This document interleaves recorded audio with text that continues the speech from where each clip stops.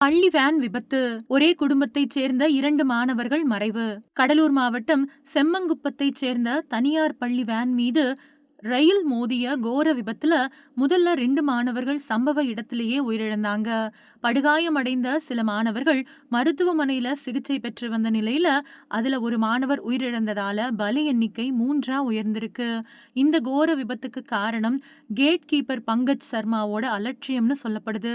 கேட்டை திறக்க சொல்லி வேன் டிரைவர் கேட் கீப்பர் கிட்ட வாக்குவாதத்துல ஈடுபட்டு வேகமா தண்டவாளத்தை கடந்த போது ரயில் மோதியிருக்கு.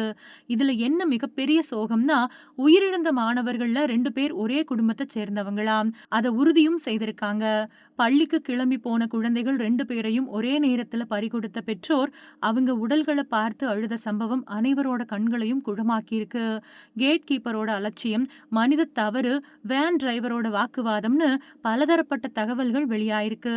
முறையான விசாரணைக்கு பிறகுதான் சரியான காரணம் தெரிய வரும். Gate keeper Pankaj Sharma suspend செய்யப்பட்டதோட கைது செய்யப்பட்டிருக்காரு. தமிழக அரசு மற்றும் ரயில்வே நிர்வாகமும் உயிரிழந்த மற்றும் படுகாயமடைந்த மாணவர்களோட குடும்பத்துக்கு நிவாரணத் தொகை அறிவிச்சிருக்கு.